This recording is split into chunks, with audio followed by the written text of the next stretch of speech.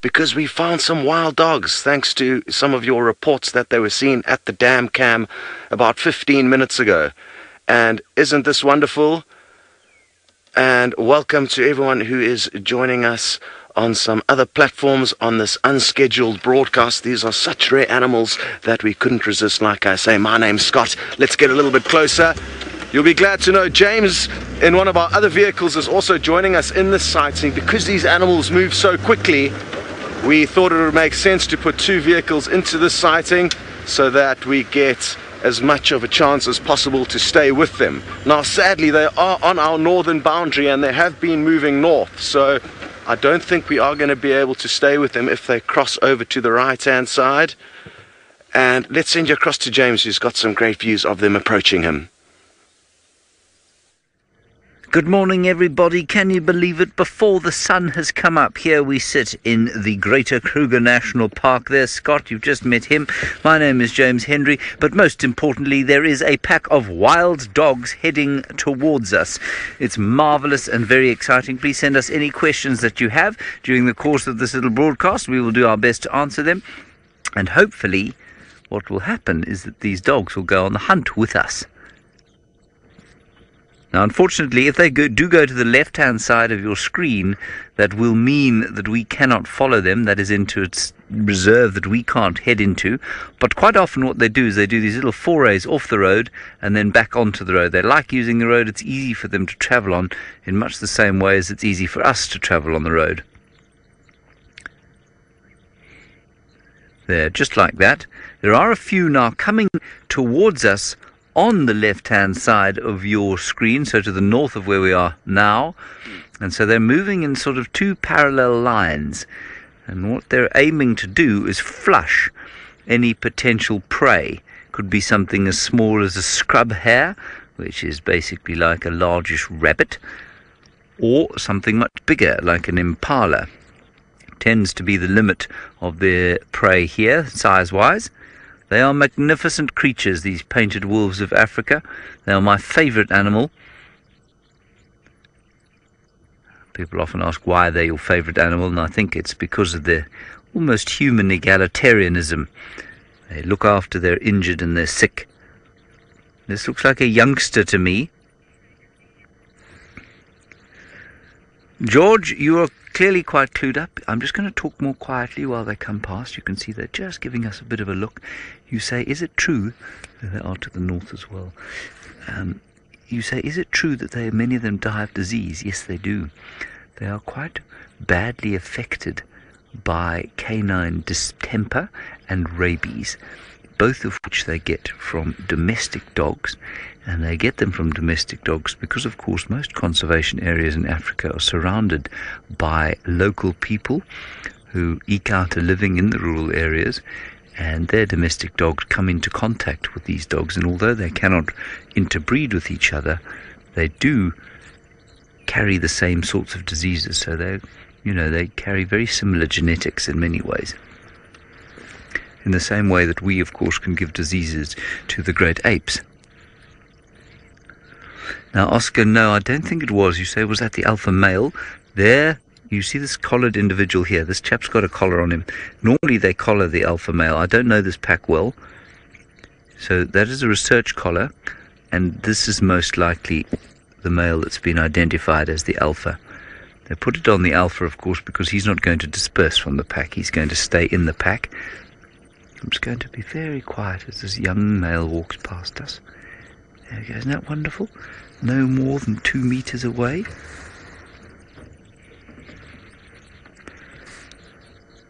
I'm just going to wait for them to move here.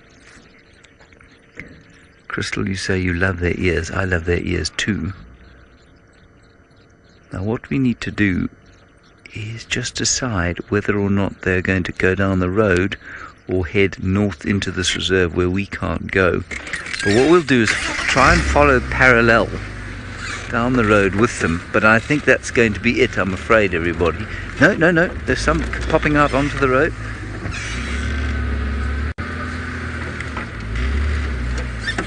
That's very exciting. So we'll just keep following them, because what they could do is start hunting. Oh, excuse me. Dreadful turning around here. If something pops out onto the road, well, then we'll have a nice view of them chasing. This one is now doing his morning ablutions, which of course is not something anyone should have to see at this time of the morning. Sal, of all the animals out here, they probably get disturbed by our vehicles the least.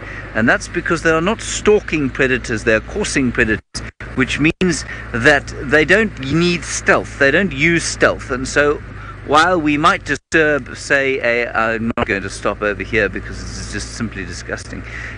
While they, we might disturb a leopard or lion hunt if we weren't very careful, because they're stalkers through the bush. They're just heading into the north. I think that's going to be the last view of them we have, I'm afraid. That's very sad. Oh well. Very nice to see them. These chaps do not use any kind of stealth, and so, for us to be following them in a vehicle really doesn't make a huge difference at all. All right, that's going to be it from this little broadcast. We're going to head towards the dam there. We'll see if they don't pitch up there. If you want to find out if they see us again, join us. You can just Google Safari Live and you'll find one of our platforms. We'll be doing a 3-hour morning safari from the Mara and the Sabi sands here in South Africa at about, 5:30 in about a few minutes. Bye-bye.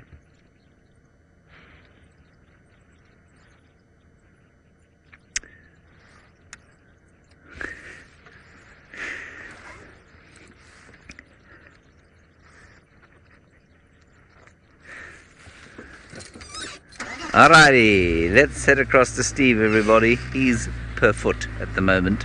I'm just gonna head off to the dam over here and see if they don't pop there. Marvellous start! Good morning, ladies and gentlemen. Welcome again to another episode of Safari Live, and another beautiful morning, another opportunity for myself and Seb. My name is Steve Falconbridge, and Seb on camera. Another opportunity for us to enjoy another marvellous sunrise. I love these moments, just to breathe it in, the cool, fresh air. See if we can hear the sounds that are starting to wake up. In the background we can hear the spurfowl starting their morning chorus. The woodland kingfishers, I can hear a crested barbet's chirr in the distance. Black-headed oriole calling, the work harder Cape turtle dove. Please feel free, folks, to send your questions through to @SafariLive hashtag, and hashtag Safari Live will follow the YouTube stream. Beautiful morning. Our objectives this morning are to walk for a while, see if we can find any little tracks, any interesting little ecological facts for you, and we'll see what we come up with. Other than that, we haven't found anything of interest track related, so we're not going to follow up. It's wonderful to be out and on foot and in the bush, and I believe someone up in the Masai Mara has found you something special. I wonder who that could be, and I wonder what they've got. We're going to go all the way up to the Masai Mara. Jamie. Good morning, that someone is me, and I have a truly spectacular start to our morning. Sunrise, Mara Plains extending out below us, right at the tip of the northern Mara Triangle. You are live from Kenya, and we have lions right, they're not even quite in the reserve yet. They are right at the gate where we enter into the reserve. Now there you go, 2 of the Chitwa males as well as the Olololo/Angama pride, all gathered together on the base of a rocky hill. What a spectacular start to the morning. I don't think it could get better really, Adrian, could it? Good morning to all of you. My name is Jamie, and this morning Adrian is on camera with me, and we are going to assume very kindly that Rolf very kindly left me the lions here on the hill, and it's not that he missed them. I'm going to assume that that's the case. He did say he wanted to go to the hyena den. Now I'm hoping it's still early enough that we're going to get an even better dawn chorus than the one that Steve had. Could I term it better? Yes, I think I could. I'm hoping we're going to have at least 6 lions roaring, 6 adult lions roaring at some point, possibly with the 13 cubs joining in. I can hear them. They're on the other side of this little rise, I'm sure. I can hear little oh sounds. So it's just the one lioness that I can see from this pride. There should be 4, and 13 cubs, and possibly just the 2 males. I don't know if there's a third here. And if I had to, off the top of my head, tell you which males, looking at them from behind, I would say it's probably Half-Tail and Fang. Fang being the one on the right with the missing tooth. That's him there. And the slightly blonder mane. I'm pretty sure that's him. But, you know, he's only presenting you with the back of his head. It's funny, yesterday I was going to say, I wonder where I even did say, I wonder where the Chitwa males have gone. I haven't seen them in ages. So it's really nice to have these boys back. And the lions that eluded us the entire day yesterday are here. Remember, this is completely live. Hashtag Safari Live on Twitter is how you get hold of us. Nina says, what a Mara view. What a Mara view indeed. Wow. How was that? It's an everything the light touches kind of moment, isn't it?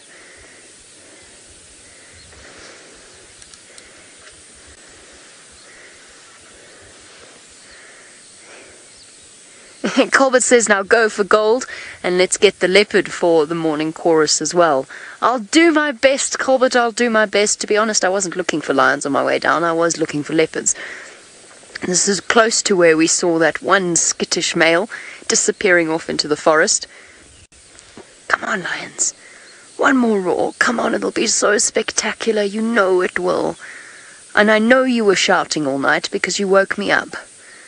So the least you could do, really, the least you could do is roar for me. You know, if you're going to wake me up at 3 o'clock in the morning.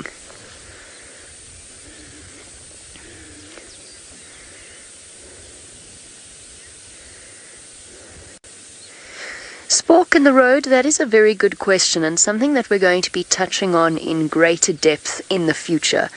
The answer to Spork in the Road's... Okay, so let me tell you what Spork in the Road's question is. Spork in the Road's question is, do the lions ever leave the reserve and will they ever be in danger? And the answer is potentially yes, but it is something that the Mara Conservancy works incredibly hard to prevent. So, people have lived with these animals without fences for thousands of years. Long before people came in and made national reserves and the Mara Triangle and all sorts of things like that.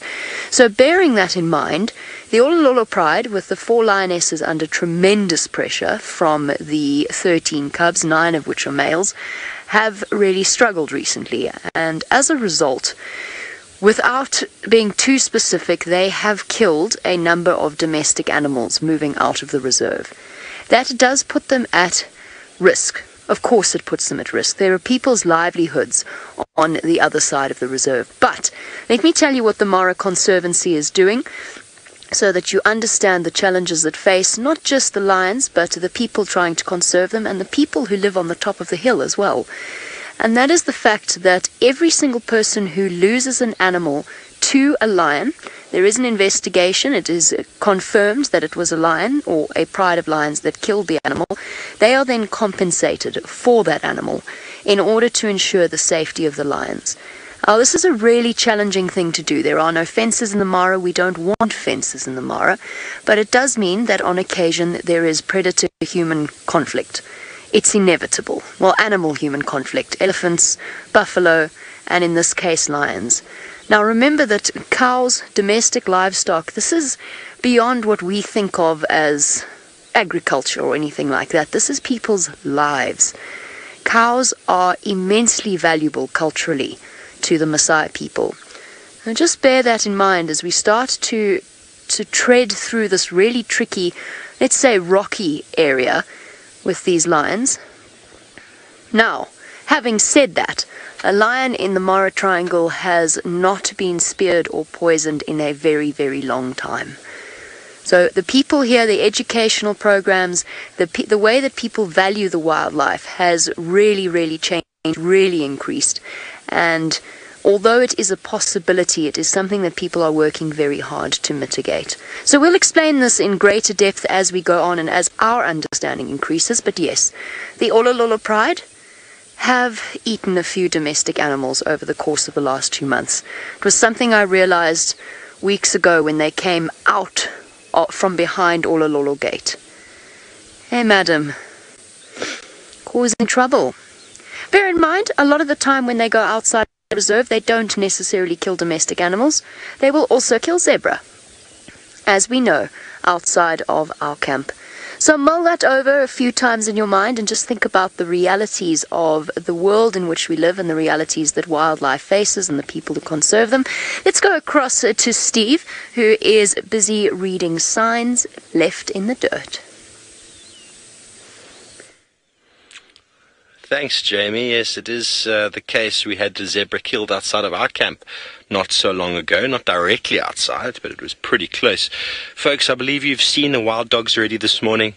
We've got their tracks here. They've come past our camp, and here is a very good indication of a wild dog track. A lot of people might confuse this with the hyena, but you can see there's got the 1, 2, 3, 4 toes. They've also got that nice pinched sort of section there, and you can clearly see the toe or the nail marks. Hyena are very easy to identify in the fact that the back pad is actually quite angular from the front pad, whereas if I put this from the toe and the back, that is sort of parallel, whereas the hyena would have a very obvious angle like that at the back. Quite easy to identify. And also hyena walk in a very strange fashion where their feet are next to each other. The wild dogs actually walk sort of one behind the other. If you've ever watched a dog walking, it's quite nice to do it on the beach. When you watch your dog walking, it kind of trots in front of you, and their feet will often register, which means step on top of each other or behind or in front. Very similar to our cats, but wonderful to see the signs in the bush. We would have got more excited if we hadn't seen them on the camera and would have been calling in on the radio and hopefully trying to find them. But thankfully, someone reported on the dam cam that they saw the wild dogs this morning, and you folks have been very fortunate to see it first thing. How marvelous is that? So we're going to continue on, and I believe Mr. Scotty Dyson, who had the wild dogs before James, is busy driving, and we'll go to Scott. Well, wild dogs certainly have one of my favorite tracks. I don't know what it is about it, but I do love seeing their tracks, probably because we don't see them very often. And so happy that we did get you guys a glimpse of that pack this morning. Exciting stuff. We had a kind of mad race to try and get ready a little bit earlier than normal in order to be able to rush out and find them, because we knew full well that they move so quickly, and if we diddle-daddle, there was a strong chance we would have missed them. Now we've got some exciting prospects. Even though the wild dogs have gone, we are hoping that a female leopard called Thandi and her tiny little cub are still going to be on the property. We had a wonderful sighting of them late yesterday evening, and we're going to head back to that same spot in the hope that possibly we will find them in that same spot or in and around that area. I am guessing that the mother would have nursed the cub for a short while after we left them yesterday evening and then headed out hunting again. The reason being is that it looks like she had an unsuccessful night hunting, and just saw some hyena tracks crossing the road there. All good, we can continue. I'm not going to track the hyena.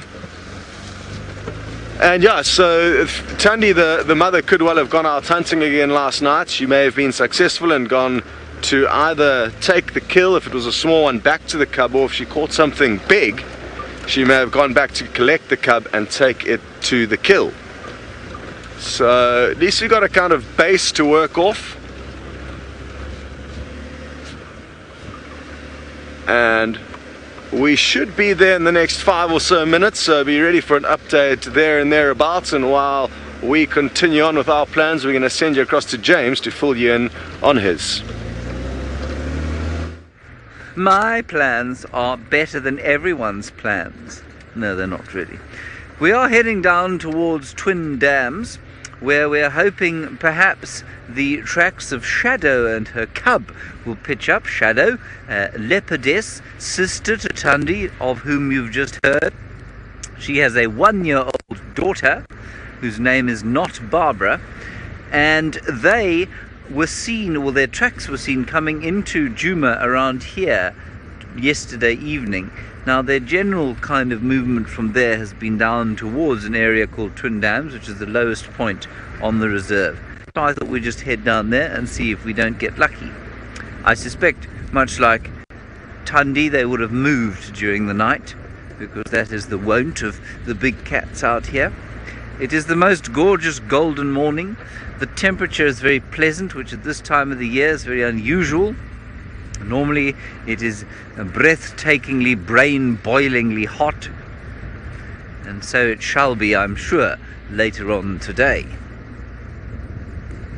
Good heavens, I've just heard that tomorrow's temperature maximum is 39 degrees Celsius, which is 7,000 degrees Fahrenheit, which is very hot indeed.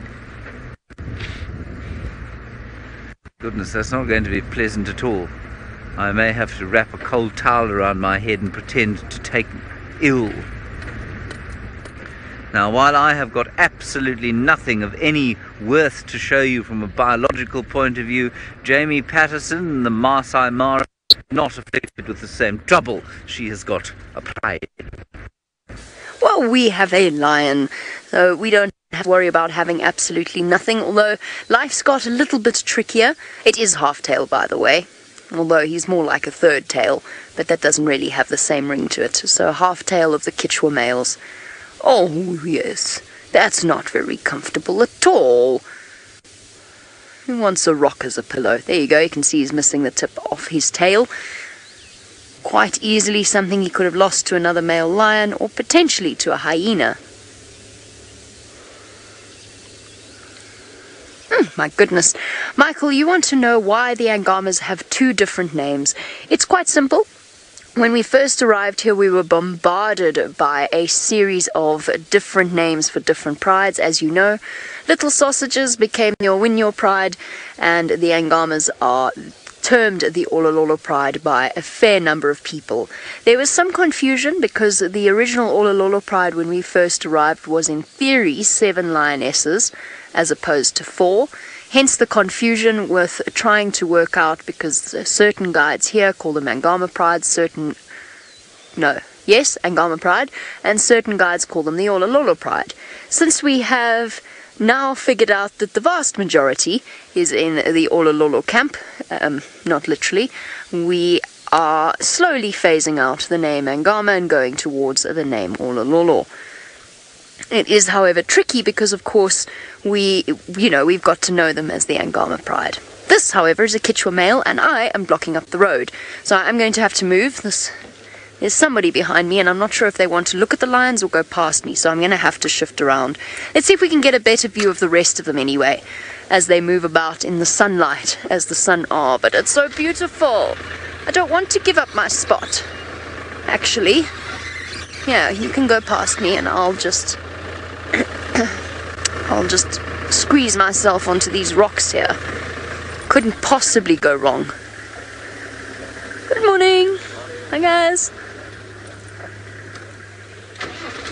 I want one more shot of that sunrise because it's spectacular with a lion. See?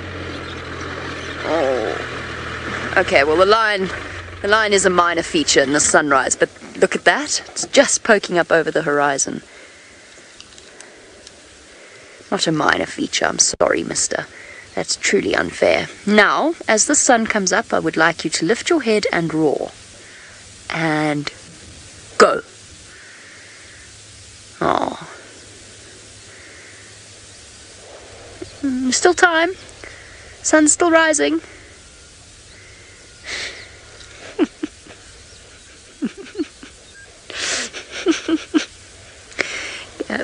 I apologize for the minor giggles, but Kirsty's playing the Lion King intro through the radio in my ear.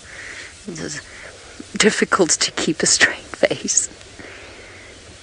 Couldn't think of a more appropriate moment for that, though.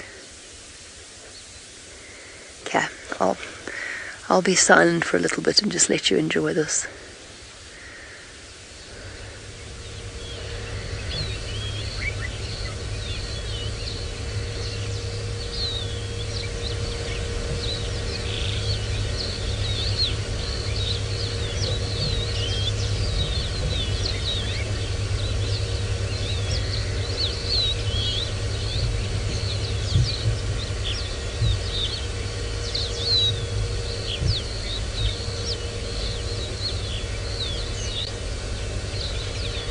running out of time, lion. Gotta roar now. The sun's halfway up.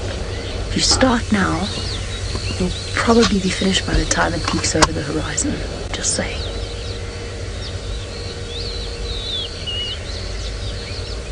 I don't think my pep talk is working, everyone. I tried hard.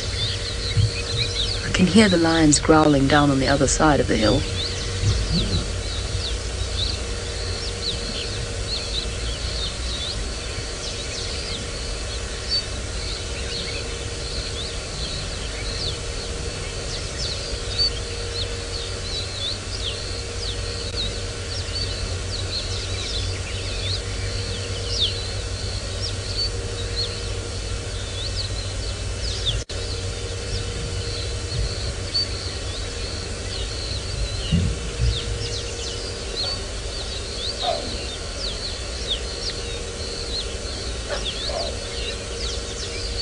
Baboons in the background.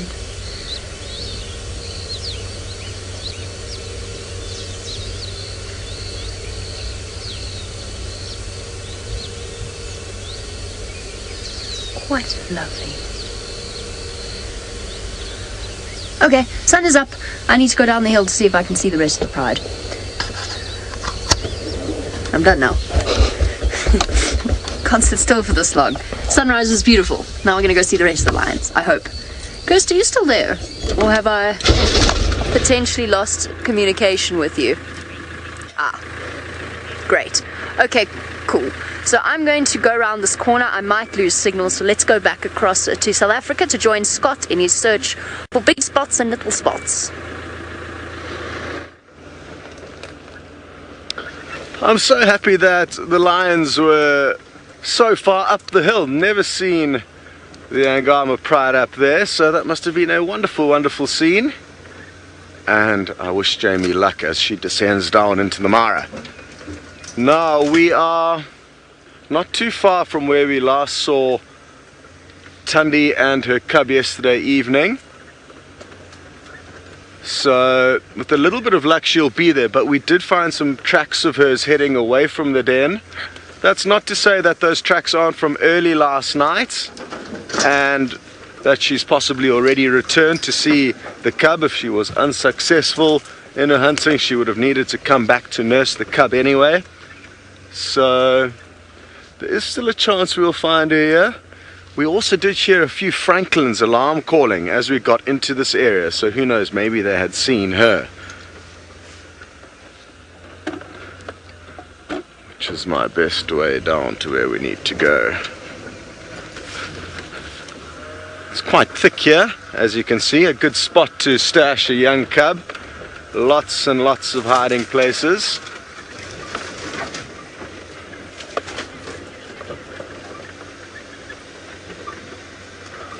I'm looking forward to the day that Tundi catches something large like a adult impala, something like that, that she'll be able to feed on for a few days, provided it doesn't get stolen by hyena or other predators.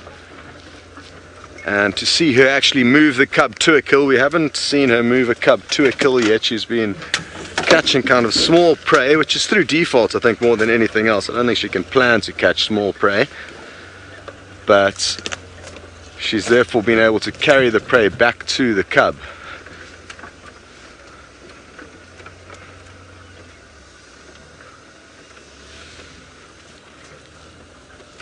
Ravi, you'd like to know if I think Tundi may shift away from Djuma Reserve one day, and yes, there's a high probability of that happening at some point in time. Just as easily as she came onto the property, she could move off it. She hasn't always been on Djuma. We've seen her very seldomly in the 3 years that we've been here, but as soon as her mother moved off, or in all likelihood died, her and her sister kind of started trying to fill the void, and it seems like Tundi was the successful one in doing that. Okay. Now, I'm just going to stop here for a second. Some of you who were with us yesterday evening may remember this fallen down tree just ahead of us over there. that is where we saw Tundi stop and where the cub came out to reunite with her. So there's a strong chance that her and the cub could be lying up in these little drainage systems. So we're going to scratch around here for a little bit and hopefully come back to you with some good news. And while we do that, we're going to send you off to Steve, who's still walking about. Thanks, Scotty. Happy scratching. I hope you find her there. Now, folks, we've just come across this really nice looking dead marula tree. And the reason why I stopped is I know Jamie was talking yesterday. People asked her about all the mud from the elephant to damage the tree. But essentially, it's the bark on the outside. We have some here. Herbie was also talking about bark as a habitat. And the bark of this tree is the protection of the tree itself. That's its primary function. And once it's been damaged, the tree will often die due to the fact that it can't get nutrients from the soil. But what's happened here, apart from there being lots of bark and wood on the floor and organic material going back, we've got this massive big dead tree, and it's very dead bark falling off. But what I wanted to talk about is this. I spoke about marulas being good for drums. Have a listen. So a bearded woodpecker would absolutely love this tree for its drumming call. The louder that drum is, obviously the stronger he is and the bigger his territory will be. And in the bark over here, in the wood, there's a small cavity there, a couple more cavities just up over here. That's a perfect hole over there. And probably this tree's been dead for a couple of years already. And all sorts of birds probably nested in this hole while it was still kind of dying. But beautiful to see that what an elephant has damaged, the tree has died. Insects, habitat, organic material, nutrient cycle, it's all connected. I mean, we just think about how many birds might have nested in this hole. Think about how many insect species might have generated their lives just on this one tree. And it's only at the beginning stages. Once this falls down, we're all going to go back into the soil. It's a marvelous way of how nature works. Another example of the ecology with a tree being pushed over, and you can see all of the grass here that is forming. Very nice habitat in there. We found some spurfowl eggs in a situation just like this the other day. So these, which is elephant damage, very, very important ecosystem engineers. And I believe Scarlett wants to know which animal track's cursed. Which animal tracks is what for me? Which animal tracks stand out the most for me? Interesting. We found what looks like a little bit of animal regurgitation. We'll have a look at this in a moment, Seb. Scarlett wants to know which animal tracks stand out the most for me. You know, elephant are very large, very easy to identify tracks. Rhino, hippo, very easy to identify. But it's lovely coming across a dangerous animal's track. It just adds so much to the environment. I mean, hyena tracks are everywhere. So we see them all the time and try not to get confused with them. But what I like about the bush is not just the tracks, but it's also the signs. Signs like this, you can see there's bone and there's hoof right there and there's hair. So this would have been something that either a hyena or a lion a little while ago, because when they feed very, very quickly, and they're taking all sorts of things on the kill, especially lions competing for the food, and then they have a fur ball. That's often why we see lions eating grass to cause them to regurgitate, and they'll regurgitate this pile of bone and fur and hoof, because the lions are not able to digest that. So I love tracks like this in the bush. I love finding marks on a tree where leopard has climbed up or where leopard is scratched. I always love seeing that. And also scent marking. You'll often find where cats, lion and leopard have done this on the ground. And if it's fresh and if there's still a smell there, I love that, because it means that these animals were right here moments before we got there. Absolutely wonderful stuff. We're going to keep walking on through this lovely environment. Who knows what else we're going to come across. But while we do so, I believe Jamie is up in the Mara with lions doing something quite special. Wonderful stuff indeed. Well, we've discovered where all of the growling was coming from on the other side of the ridge. It is the buffalo kill, luckily, that the Olololos combined with the Chitwa males have made. Well, actually, I don't know if the males played any part in it. It's not uncommon for males to come in and share in the spoils of the females. But I suspect at this point it was probably, looking at the size of that buffalo, I think they probably did contribute and did give the females a hand. So some very, very clever hunting techniques here, chasing the buffalo onto the rocks, where of course it would not be able to keep its footing.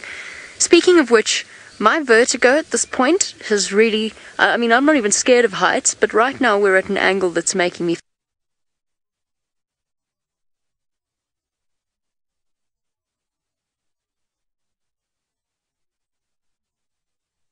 feel like I might vomit.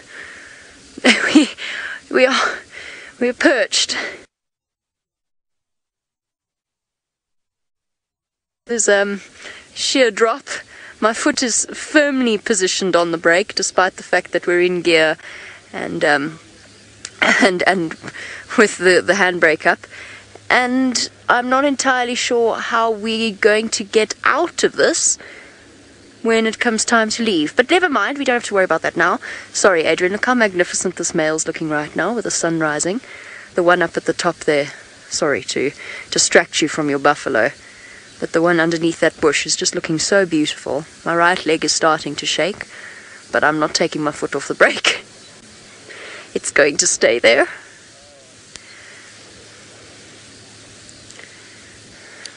Morning. Look at that.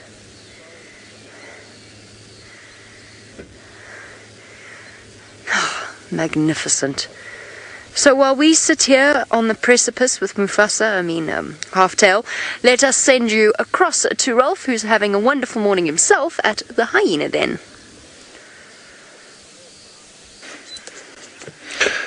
Hello everybody, and welcome to the second half of the Sunrise Safari here out in Kenya and in the Mara Triangle to be specific. You are watching Safari Live and we've come out towards the hyena den. My name is Ralph Kirsten, and on the camera we have Craig. Morning Craig, and morning to everybody once more. Please join us on the hashtag Safari Live on Twitter and on the YouTube live chat. Please send us your questions and your comments and get involved in one of the largest game drives in the world. So everybody, I've come out here to the hyena den. It seems that there's only a babysitter here at the moment, and one of the youngsters just sitting or sleeping with her. So we're just going to wait here a little while and see if any of the adults return, because when the adults do return to the den, it can be a hive of activity with all the little cubs exiting their burrow and all running around after a night's sleeping and waiting for the adults to return. Now, my plan is, as I've said, to wait here a little bit and see if the adults return. After that, I'm going to go and follow up and see if we can find those musketeer lions that we saw yesterday afternoon on the sunset safari with some of the females. So that's in this area towards where the river crossings are, and we'll go and have a look there and see if we can find them again. They were looking reasonably fat, so not necessarily having to hunt last night or even having moved, so they might be in the exact same spot if we're lucky. But we will definitely follow up, and it's been a very beautiful start to the morning. The sunrise was absolutely spectacular, and I'm sure you would have seen a nice view from up where Jamie is with the lions, but from where we're sitting, it's still beautiful, looking out over the grasslands here towards the Mara River and looking forward to what the bush is going to throw at us this morning. And starting out a little bit quiet with these hyenas, but we know how things can change. Just one or two adults need to return, and all of a sudden everybody's out and about. And so I'm going to wait here, as I've said, and see what happens, and hopefully one of these adults return. But while we do that, let's head you on back to Jamie with those lions on a very big buffalo kill. What a marvellous morning. This particular male not too interested in the buffalo kill. I think he's already eaten a fair amount, but he just wants to look beautiful. And you do look beautiful.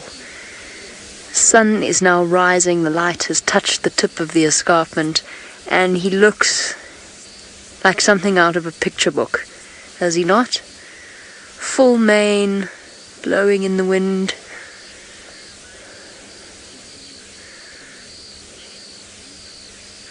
Now, Chess Tauren, you want to know if it's true that male lions, never eat their own cubs.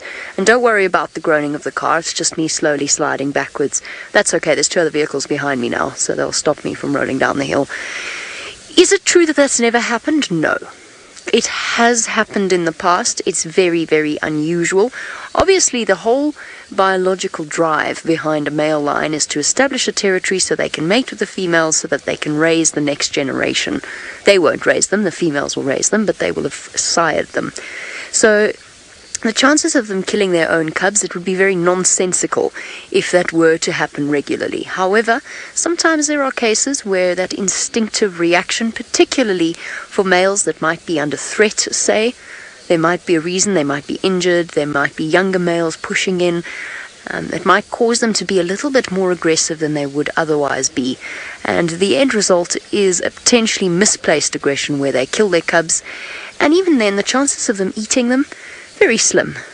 They might nibble on them a little bit, as predators do, but most of the time when lions kill other lions, there's very little feeding involved. There are certain cases where the carcasses are fed on a little bit, but most of the time it's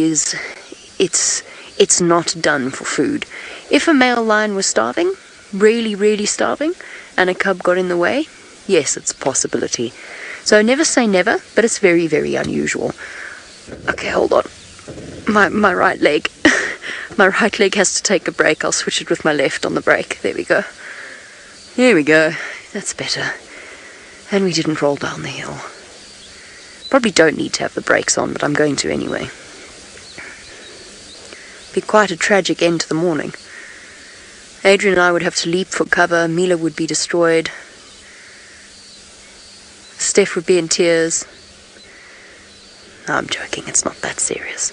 It's fascinating, though, where they've actually managed to catch this buffalo. Quick, off you go across back to South Africa. Steve has managed to creep up on some elephants on foot. Yes, we have, so I'm going to keep my voice low. Found this little branch, freshly broken off. The leaves are still quite intact of the red bush willow. And also, if you look closely over here, can you see this here, Seb? This little plant here has been squashed. Elephant has stepped on here, and I was just commenting to Herbie how fresh it looks. And we just saw, it looks like a single bull just down by the dam here. So we're going to see if we get a little bit closer. Come with me. Shh.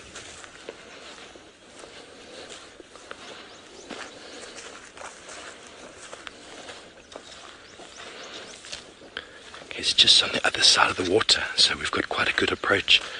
The wind is just in our face and the sun is in our face. Kind of not the best for the sun, but I think we might be able to view him from the other side of the pan without any harm. Obviously got my man Herbie in front, taking charge.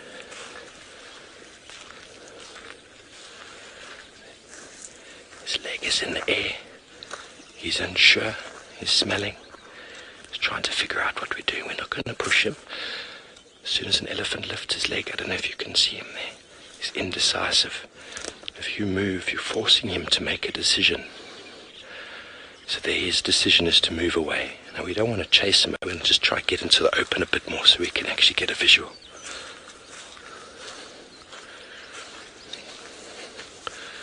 Quite a young elephant bull, I'd say. He's not even in his 20s yet.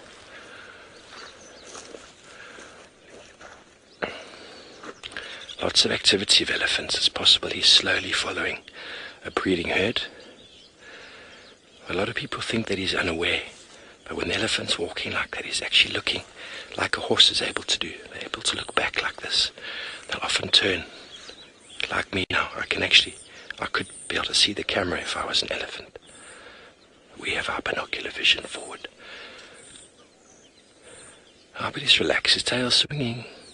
He's just down having a drink. He's moving off quite casually, not too stressed. You don't often get too much sort of reaction from elephant bulls. They're quite casual.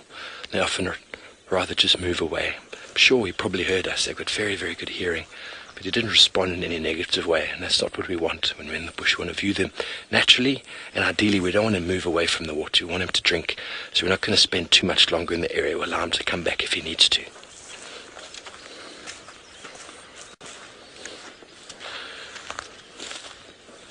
This is Treehouse Dam, by the way, folks. Quite a popular haunt. Had Osana just on the dam wall here 2 days ago, which was marvelous.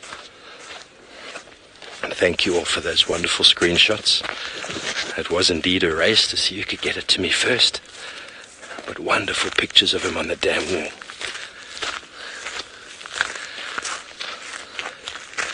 So folks, we're going to keep following here. He's moved away from the water. He's gone into the thick bush there, so we're not going to press him. Carry on our walk. Carry on our walk. We're going to be focusing on all things ecological, because that's what we do. Lovely to be out here and see the disturbance factor. When we say the word disturbance, it's important for you to understand what I mean by disturbance. And here we have a very good example. As that elephant moves off, there's a very good example of disturbance. And the savanna biome is all about disturbance. It's not an ecosystem that is in any way stable. And what's happened here is there's been elephant digging, and elephant just does this with its foot. Quite large, you can see the size, and it picks up this dust and it throws it over its back, throws it up in the air. And that's what they do after mud wallowing, get the dust on them. But essentially what's happened here is this is a big form of disturbance, but what you're going to get is different depths of soil, different degrees of soil, and different plant communities are going to move into just this little patch over here. When the rains come, this little section here is going to hold a bit more water, and it's going to be a little bit different to the section next door, a little bit different to that section next door. So small little bits of disturbance. This one, in the case of an elephant, we find porcupine diggings, we find all sorts of small things, antelope tracks. These are all forms of disturbance that are vital for the biodiversity of these environments. So folks, we're going to continue on with all things wonderful and small in the bush. Big things like the ellie. We're going to go over across to Mr. Scott and see if he has an update for you on Tundi. Well, it doesn't appear like a Tundi is at this den site area, or at least kind of area where she last stashed her little cub. So VM and I are kind of discussing what to do. We're thinking about maybe staying put here for the duration of the drive. It's going to be easier to find Tundi if she comes to us than if we go out and start searching for her. But I'm definitely going to get on the radio now and get a hold of Steve and Herbie, and if they're not too far from this area, it might be useful for them to get onto the trail that we had of Tundi, which was moving kind of north along Drakensberg Road towards Bataleur, and maybe with a little bit of luck they'll be able to track her down before she makes her way back to the den. It is a bit of a gamble though, because she could be out the whole day. If she's unsuccessful in her hunting, she'll probably keep trying until she gets something. Having said that, if she catches something in the next 5 minutes, it shouldn't take her too long to get back to the den and then collect the cub and take her back to the kill.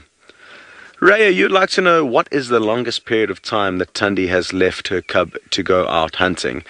It's a tricky question because we don't spend enough time with the cub when Tundi is away. But I know for a fact that she's spent at least 12 hours away from the cub on a number of occasions since we've been kind of following their lives, and it could well be longer than that. I'm guessing though on average 12 to 18 hours is probably going to be kind of the longest that they will spend away, because depending on how old the cub is, they are going to need to have a meal at some point in time. So, a tricky question, like I say, to answer with absolute certainty. It would be a very interesting question to be able to answer with certainty, but sadly, we simply don't know enough. Oh, look, we've got an animal coming onto the scene here. It's not who we were hoping to be returning, but it is a beautiful, beautiful antelope called a Nyala. And even though you've only had a brief glimpse of him, you would have noticed those little white chevrons between its eyes. That indicates that it is a male. Even though we could not really see its horns initially, Just those telltale kind of NFL football stripes.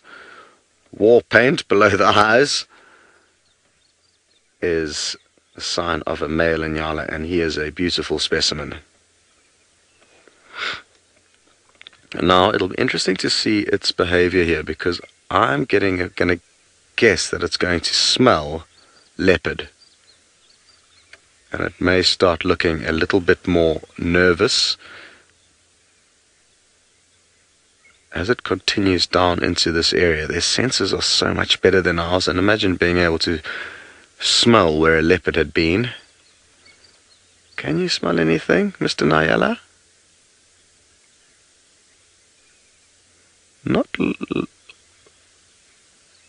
Are you looking nervous now, or not really? Not convinced. Is he sniffing the ground there? You see that? Licking his nostrils, maybe trying to give them a clean to better process the smell.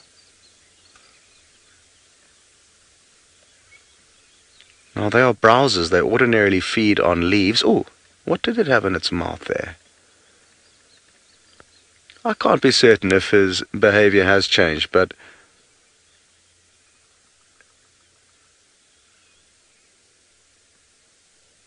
he's definitely walking straight in and around where Tundi and her cub would have been spending a lot of time lying about, playing about. Now, even if Tundi was here at the moment, this is far too large for her to take down. I actually saw her walk straight past an Inyala not too long ago, and she didn't even really give it the time of day. She didn't even do a quick calculation to see whether it would be worth trying to take it down. She just moved on, and the Inyala, interestingly, kind of followed her. It was almost, not you, a different Inyala. It was almost, well, maybe it was you, actually. Who knows? And what was interesting is the Inyala kind of followed after the leopard. It probably also knew that it was a small leopard, not a male that it would be far more cautious of. But what really astounded me is that the Inyala didn't let out an alarm call, which wouldn't have gone down well with his Inyala buddies or his girlfriends, who certainly could and would fall prey to a female leopard.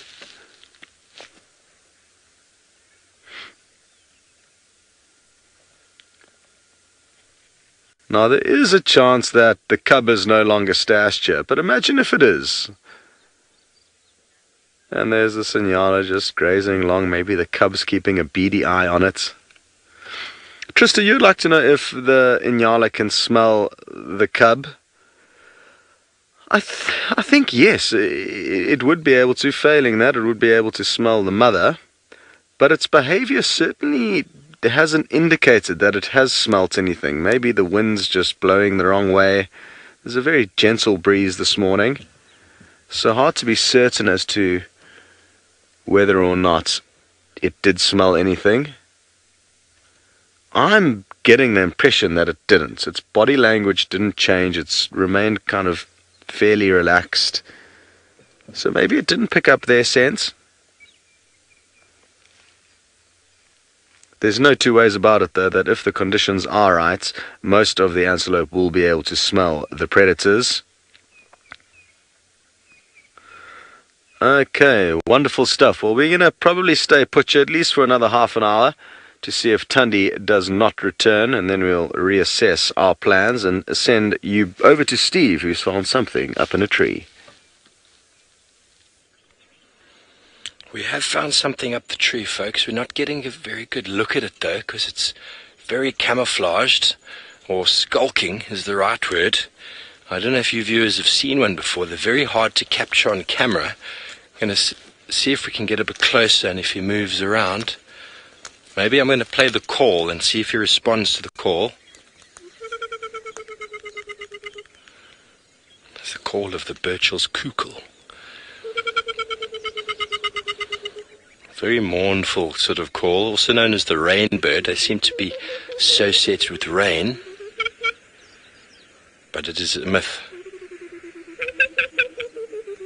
He's not responding to the call, so I'll show you a lovely picture. There we go. Can you see that, Seb? There's the Burchell's cuckoo with that very red eye. Very pretty bird, very skulking. You always see them sort of darting in the undergrowth of bushes. You never really see them out in the open, and they are quite voracious predators. They will feed on eggs and chicks, but also on insects and all sorts of other things like that. They are carnivorous. They'll probably feed on a little bit of fruit. What was that? Something just moved up ahead. Probably just an impala, but the purposes of being on a bushwalk, folks, is to always be aware of what you see, and probably the number one tool for the walking guide is a pair of decent binoculars. So I'm not sure what I saw up there. Maybe this cuckoo will reveal himself. Oh, you see all the flowers falling down here. The weeping wattle. Oh no, it's not the wattle. It's one of the biggest silver cluster leaves I've seen.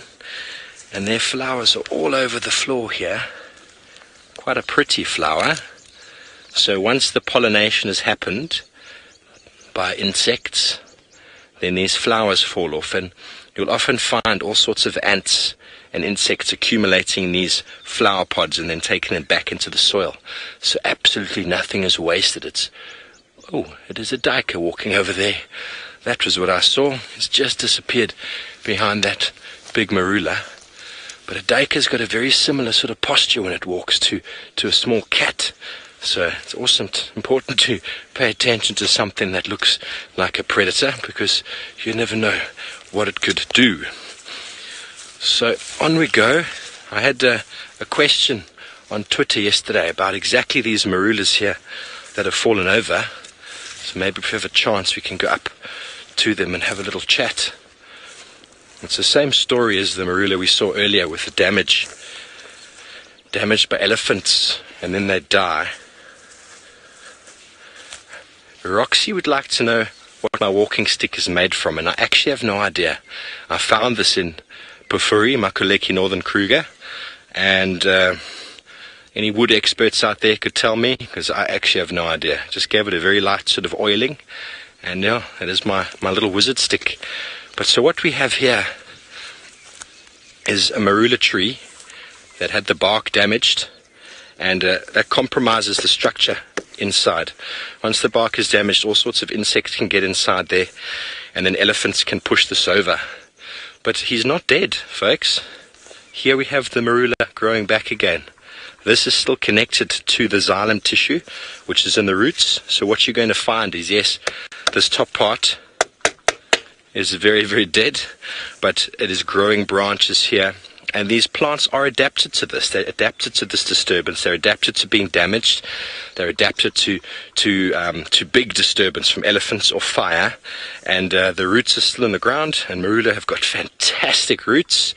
If you are ever in short supply of moisture, you could come along and you can dig the marula roots out, and you can actually scrape the bark off and then squeeze the juice out of the roots. If you are dying of thirst, you will survive. So here are the baby marula leaves coming back. There we go, it's a much better example. And they're even being browsed as they're growing out there. So this tree has still got a lot of nutrients in the soil, a lot of sort of survival ability, and hopefully these branches can shoot up and this marula will form another dense stand over here while the rest of the tree decomposes back into the soil. So I hope that answers the questions about how this might have happened, but it is very natural. And a lot of people like to talk about the destruction of elephants, but we don't see a lot of these babies coming through because of the massive amounts of small browsers walking through. So the question is, what's more damaging, large herbivores or the small browsers feeding on the babies and affecting the recruitment? But while I leave you with that question, let's go back over to Scott, who I believe is still searching for Thandi. Well, yes, we are stationary and waiting for Thandi to come to us, so we're not really doing any searching at the moment. Vim and I are just discussing a few random different things, to be honest. And one of my problems is that I'm very impatient. Patience is not one of my skills. So even though when I arrived here I thought it was a good plan to stay put for 3 hours, because it's easier You know, to find her out on the move is really, really tricky and requires a lot of luck, especially if it's just us searching. Haven't managed to get a hold of Herbie and Steve yet, but I will try soon. Let me actually do that now. Herbert. Because if we get Herbie, the tracking ninja, onto that trail, along with Steve's help, that will definitely aid in trying to work out where they are. No, they're on the other end of... They're on the wrong end of the property to be helping us. It'll take them quite some time to get here, so we'll leave them be at Treehouse Dam. And what we'll maybe do is just do a kind of big loop, try and work out where her last tracks did head. The important thing that I gathered from the tracks that I did see a little bit earlier, they were definitely from last night after she came to this area to nurse the cub, and she was moving alone, which indicates to me that there's a strong likelihood that the cub is still somewhere in the same spot where she left it, and now she's headed out again in search of a meal. Whether she's headed out on those tracks, come back, or ready to nurse the cub and headed out again, it's very, very tricky to tell. It is a possibility, but I think rather than sitting here, especially seeing as though we don't have any feed from... I thought we didn't have any feeds from the Mara, but that has been rectified. So well done to our technical wizards for fixing that, and you will therefore be going straight back up to the Masai Mara with Jamie. We're back once again, and we're thrilled to rejoin you. The gremlins have been fought off, whatever was happening with the gremlins, and we are still with our lions, and we couldn't move even if we wanted to. We've got absolutely nowhere to go. We are thoroughly trapped, so we might as well enjoy the view. And what a view it is. I think that lion feels much the same as he stares down. Oh, look.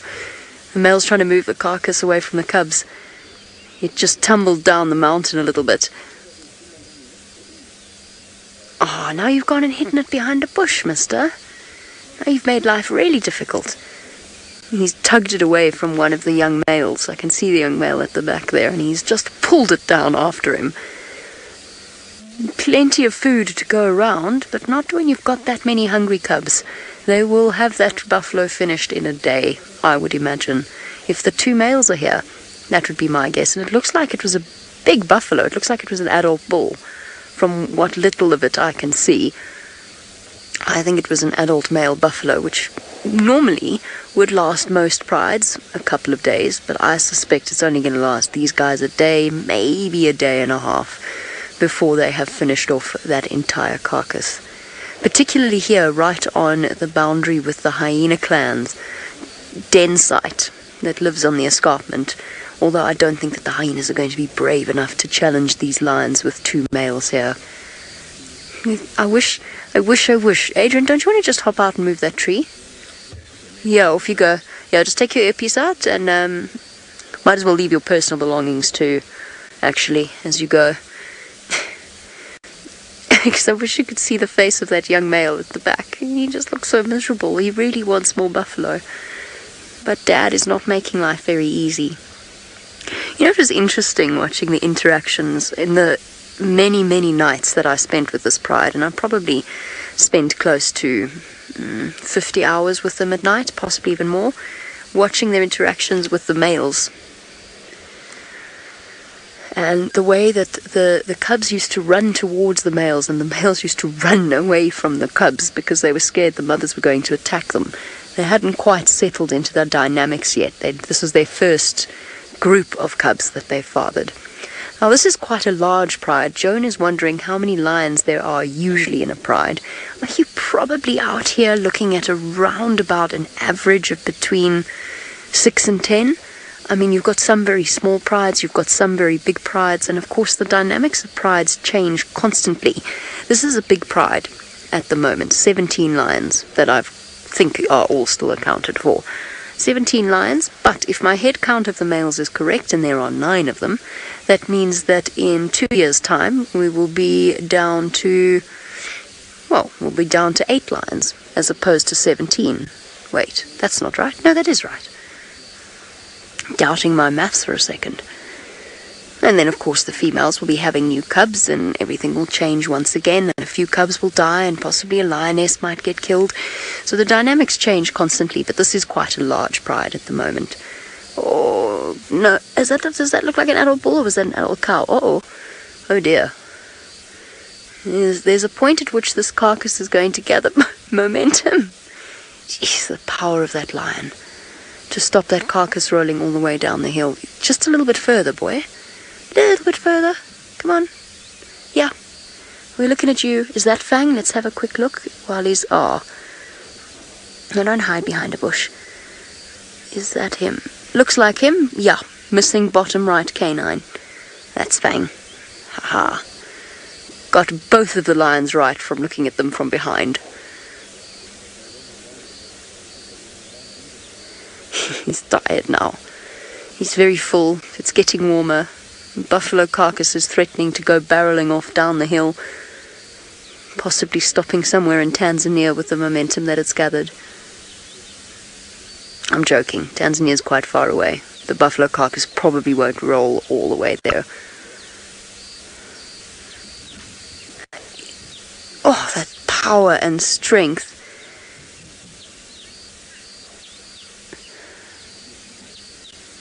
Click clack, you say that this is a strong lion.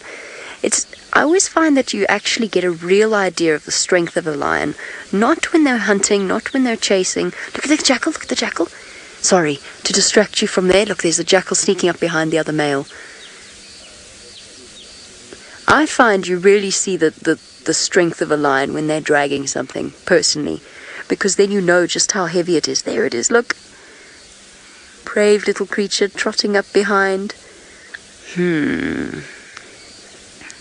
There's a meal to be had here, if the jackal plays its cards right. What's the plan now? How's that for a little Aesop fable picture right there? Screenshots, hashtag Safari Live on Twitter. And two of them looking down at the buffalo with entirely different thoughts on their mind. I think that male's probably thinking something along the lines of, no more. And the jackal's thinking about how he can get a scrap or two. I think Kirsty's right, that for a moment the jackal did look like the lion's sidekick. The forgotten but all-important protagonist's friend who helps out with all of the quests and never gets any of the credit or the girl. Jackal's had enough though, he's off. He's going to be a spin-off series.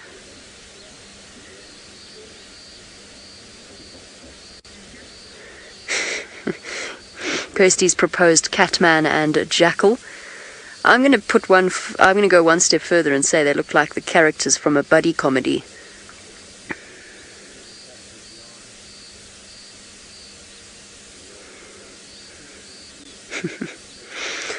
These strange trains of thought one wanders down. Unfortunately, where that male has dragged that carcass, I mean, first of all, you can see we are really perched quite uncomfortably, but there's absolutely nothing I can do. I'm parked in, short of being able to levitate over the rocks. And we're just going to sit here patiently. Unfortunately, the lion has dragged the carcass to a place where it's very difficult to see.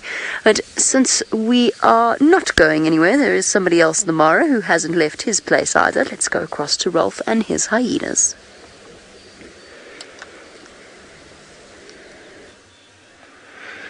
Thanks, Jamie. And yes, everybody, we've just repositioned slightly, and it seems actually that these hyenas potentially have just been staying outside of the den, not going down in the burrow, because maybe with all the rain it might be a little bit waterlogged in there. So we've seen a couple of adults lying off just next to a bush, and all the cubbies and everybody is actually out and about. But we just waiting to see these cubs running in between the grass and backwards and forwards from the den to the adults.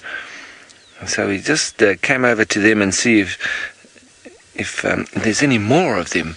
Now, I might just go back a little bit in a little while, because they are now walking on the path very close to us. They were very stationary just before we came here, but now they're up and down.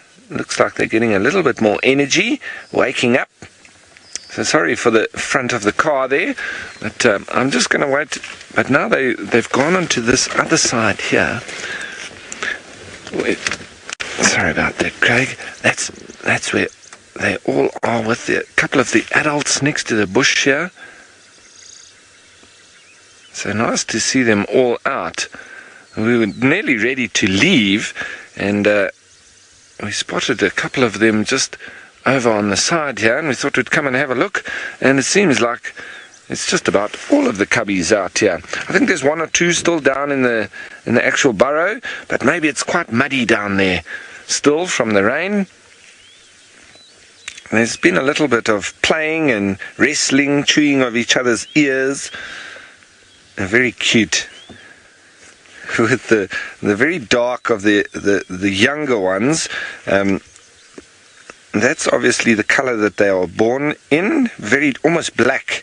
And then as they get older, as the months go past, they start getting their lighter color and their spots, which then starts to look like that one in the grass there. But quite difficult to see at the moment. The grass is quite long here, but we get nice little glimpses of them as they start playing around now through the grass. There's an adult. It's just sat up.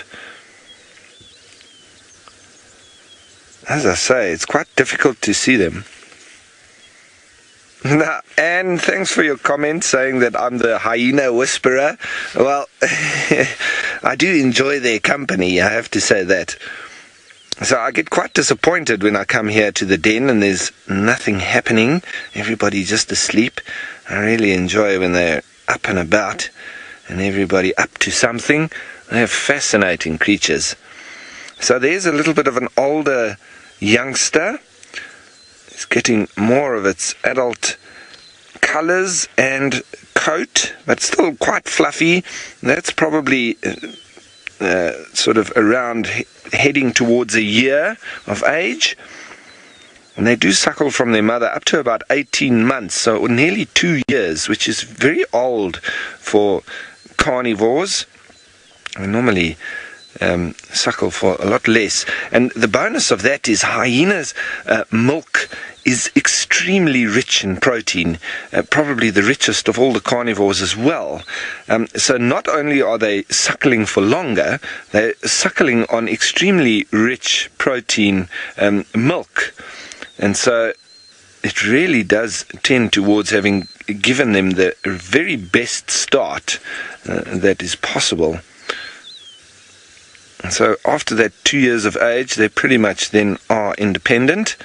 But if they're male, they would have to become a nomad and try and find a clan that would accept him or allow him to stay in the area.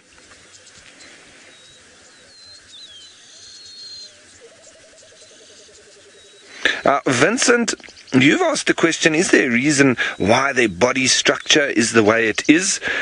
Yes, Vincent, absolutely. They've got that slopey back, which slopes down towards the back. So smaller or shorter legs on the hind quarters than in the front. So very powerful in the front, and then the slopey back. And that tends to lean towards being a long-distance runner. Quite similar to that of wildebeest. They've also got that slight slope towards the back, which means that it's way more developed for long-distance running.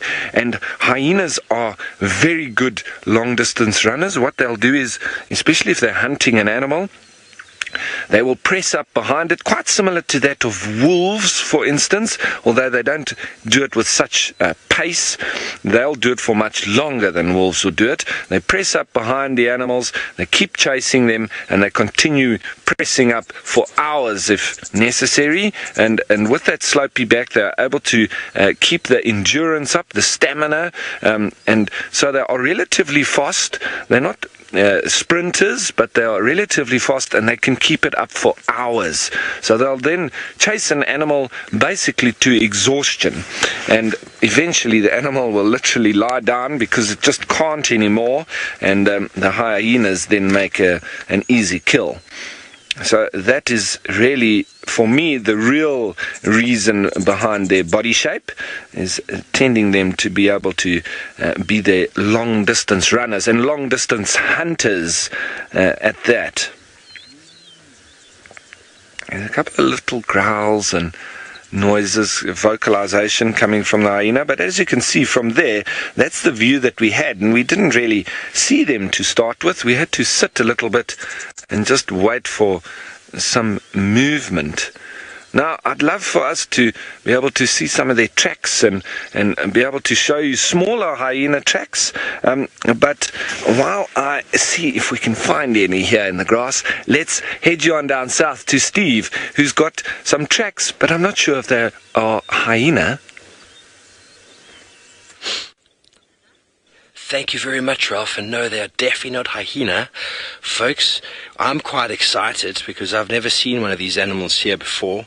Jamie had one of them the other day. I think it was potentially hers or Adrian's first one ever. And what you can clearly see is that there are 3 lobes at the back here. The size is about 5.5 centimeters in size, and they're clearly 1, 2, 3, 4 toes. But what is interesting about this, and easily could be confused with the civet, but the fact that this back pad is further back here and not tucked in there, it's not as round as a civet, but what is very, very noticeable is the distance between these 2 tracks. If you can see that, the stride length is really, really big for an animal that's got long legs. The track is very similar in size to a civet, but even with Herbie's assistance here, we are quite certain that this is a serval. So I'm quite excited about that because I've never seen one in the Sabi Sands, but this would be so nice to see. Beautiful how small it is. Just look at that. It is a small cat, but the stride length, can you see that? That is a very, very long stride length, and you can characteristically say it's a cat by the fact that you can't see the other foot because it is stepping front foot and back foot on the exact same spot. Front foot, back foot on the same spot, and walking at a very, very slow pace. The possible was walking here and kind of keeping its eye, because if I have a look at just this track over here, he's kind of turning the toes in the sand, kind of like that. So you can imagine as this animal was walking, it was just peering to the right over here and looking for any sort of small birds that might be hanging out in the bushes doing their thing. So they're walking and they're just looking, walking, just looking. And the serval has got an amazing, amazing jump. And if it managed to see or hear a prey, stalk and jump extremely high to pull it out the air. Specialist at that. That's very exciting. Lovely to find tracks like that. And that is one of the most awesome things about tracking, folks, is that you might not see the animal, but when you find tracks, there's evidence that these animals are here and they're moving around. So that for me is the first in the Sabi Sands, and I think Herbie, first for you, Herbie. Okay. We're just going to listen. There's something calling from just behind the camera.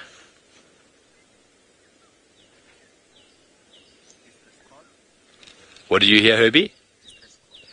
Herbie heard a distress call coming from south of us, so we're going to follow up on that and see what we can find. I didn't hear it because I was too busy talking. That's one of the important aspects of having a rifle when you're out here. Whenever I've been a lead trails guide, I've always had a second rifle who stands further away and they can hear things. Whereas I'm talking, I don't hear. Tina wants to know if all cats walk the same way. Here is a beautiful, look at this, sorry to change the question, but here is actually much more obvious. There's the one foot, and there's the other foot. You can see that the front foot is actually smaller than the back foot. Okay, so what's happened is that when they register, what cats typically do is when they walk, they step on the other foot. That's generally when they're walking slowly in what we call the stalking posture. But when cats are walking quite fast, when it comes to territorial walking, for example, there would be one foot and the other foot will be there. And if they're walking even faster, the other foot will be there. So the distance between the tracks will indicate the speed at which that animal's walking. And when they are walking like this, they're trying to walk as silently as possible so that they can sneak up on whatever animal it is that they are trying to catch. But yes, all cats have the potential to directly register or justify like that. So folks, we're going to follow up on whatever these calls are coming from south of us here. And while we do so, we're going to go to Scotty, who I believe is just bumbling. Yes, we are bumbling and just kind of working the general area where we had some tracks of Tundi heading towards, in the hope that she will pop out. I once knew a cat that used to walk like a dog. Ha! What next? Only kidding.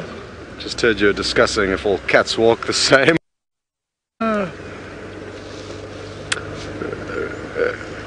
Robbie, you'd like to know if we keep GPS tags on any of the animals, and specifically Tundi you've mentioned, so that we can find them with more ease.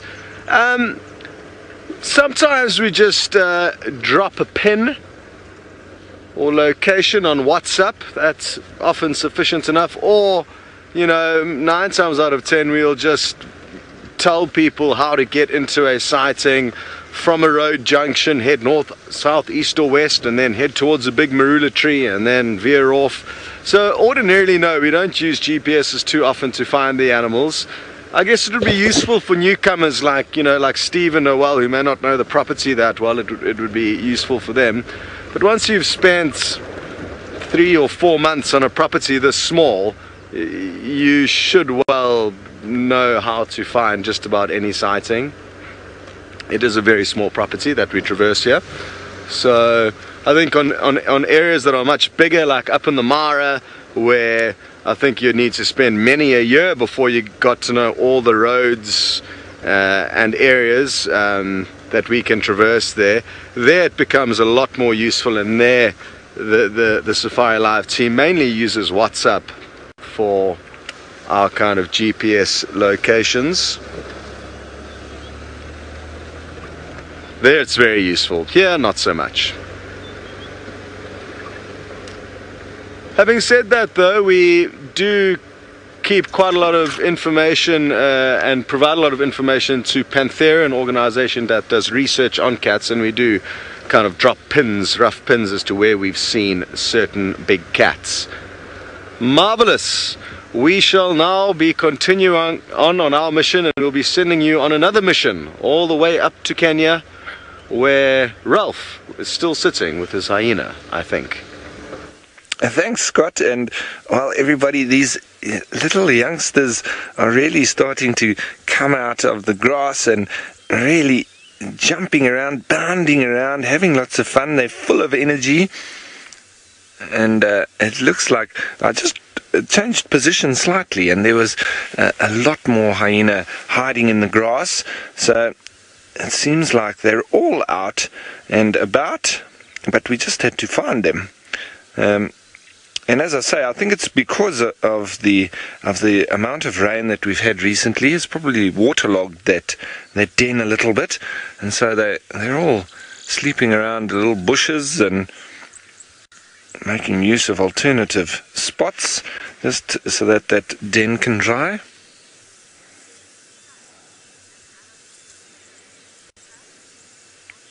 Now, Ashlyn, you'd like to know if the den can actually flood, and would the adults then have to relocate?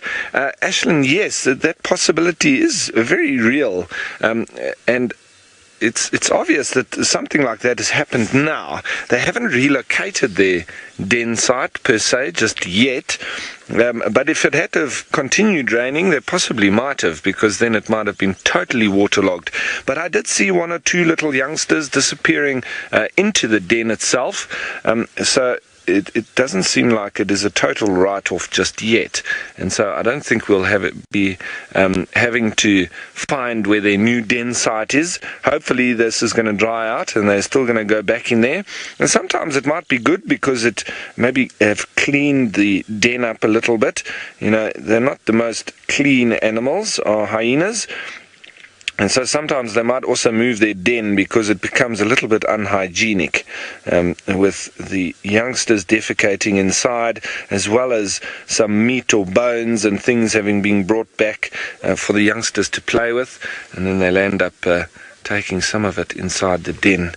But once again, sorry about the pole there at the back. I've just been trying all sorts of different positions because there's hyena everywhere here in the grass. Remember that this den site is part of a clan that is bigger than 80 members, and so there's not just one or two hyena here. This is really part of a very bigger group. But the den site is normally very much the central point of any clan's territory, and it looks like a lot of them are now starting to make their way back towards the den, which is good news for us because it's very short grass in that area and we'll be able to see them quite nicely. So I'm just waiting for the little youngsters to disappear through the grass on over towards the den, and then I'll make my way around there. Gizmo, you want to know why they're related to cats when they look more like dogs?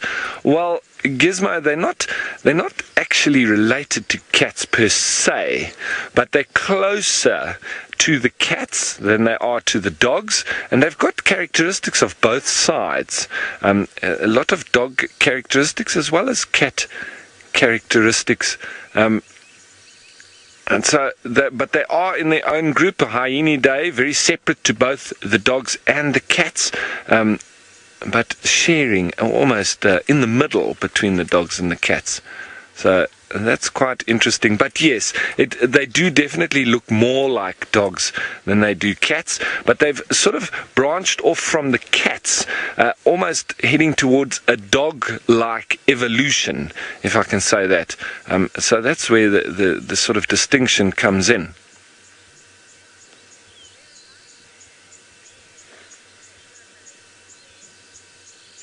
Now, John, you're wondering, you say have they ever been related to bears, or because they look a little bit like bears and so on? No, I don't think that's the origins of where the hyenas have come from. Is closer with the cats.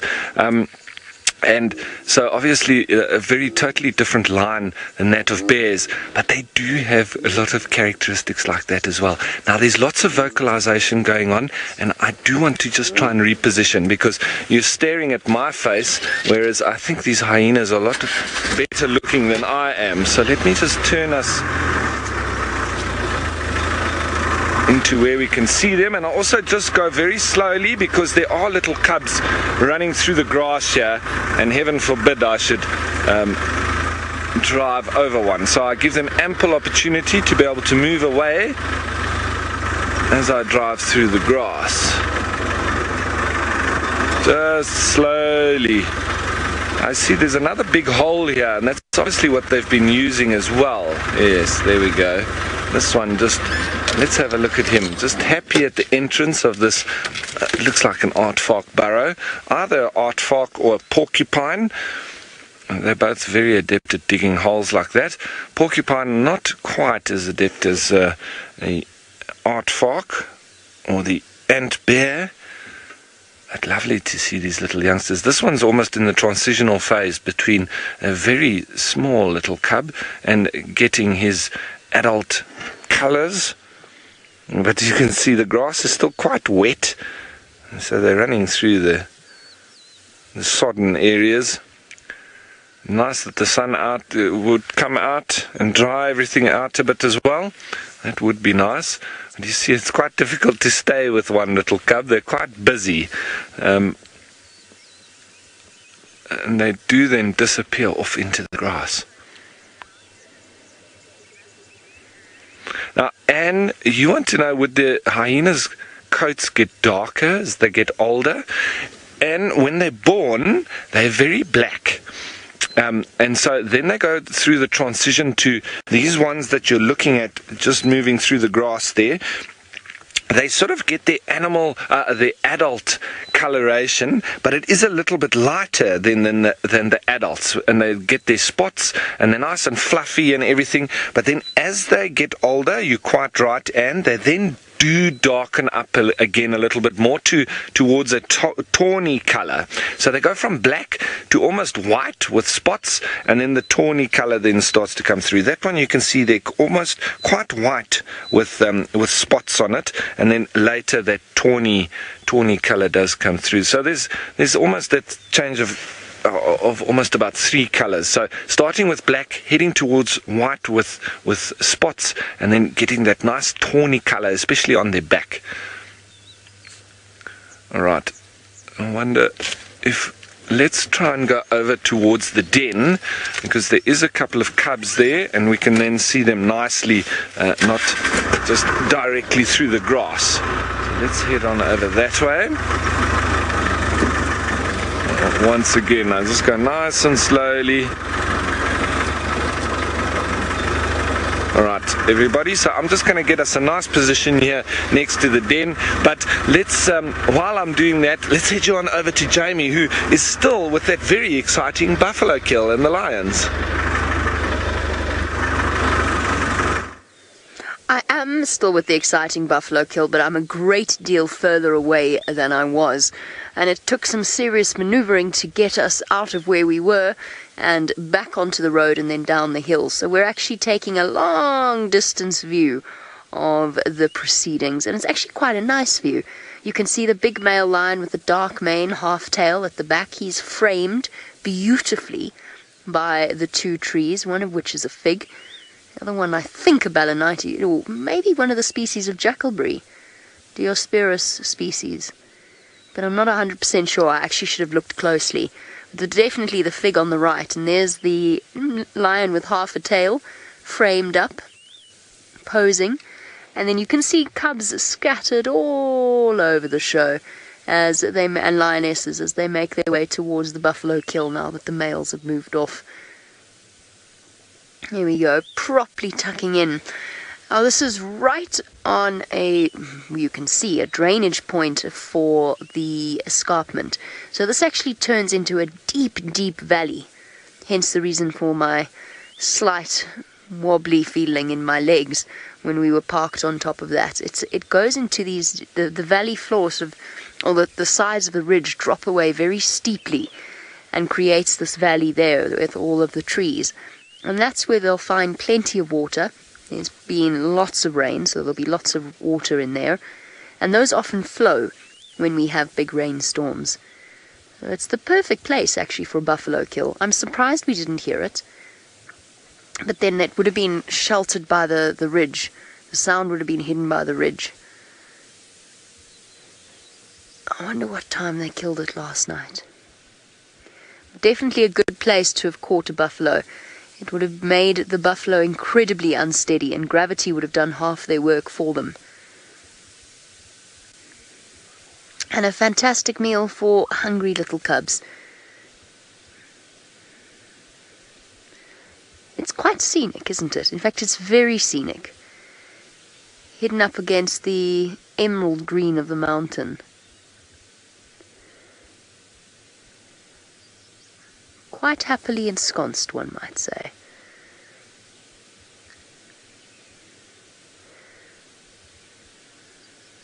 And a proper decent breakfast. Now I'm going to, once and for all, try and get down off the mountain and into the Mara Triangle itself. So while I attempt to do that without finding anything else, Scott is bumbling about on Djuma. We're not having quite the same problem as Jamie. We're just driving around in circles, not finding too much. And sounds like an interesting sighting there with the lions and the buffalo on that steep hill. I'd love to know exactly where it is. I guess I'll have to take a look after the drive. It's one tricky thing that you guys may not be aware of, is that we obviously don't see what you guys are seeing. When you link away from us, then we just get radio updates as to what's going on. So we kind of just sometimes have to use our imagination and fill in the pieces as to exactly what's happening. It would be a major breakthrough if we could actually watch the entire safari just like you guys for continuity, but technology is not quite there yet. So we are looping and swooping in the direction of the Buffelshoek waterhole. Should be there in the next 5 or 10 minutes, and then probably gonna loop and swoop our way back down towards the spot where we've got a feeling that Tundi could have that little cub stashed. So those are our plans. Go and check in back there. Hello Dale, you would like to know if we ever see aardvark or porcupine during the day. Very seldomly in this area, but you do get certain wilderness areas like the Kalahari in the northwest corner of South Africa, where daytime sightings of a lot of the kind of nocturnal specials, including pangolin, aardvark, porcupine, honey badger, serval, African wildcats, caracal. You see them fairly common or fairly often there during the day. It's a lot cooler there during the winter months. Brent had a wonderful porcupine sighting during the day in the Mara as well. So sometimes you kind of catch them on their way home in the early hours of the morning or the late hours of the evening. I've never seen a porcupine in the sands, I don't think, at least not that I can remember, day or night, and only a few aardvark, not too many. I think better odds up in the Mara with the crew up there to see both those animals.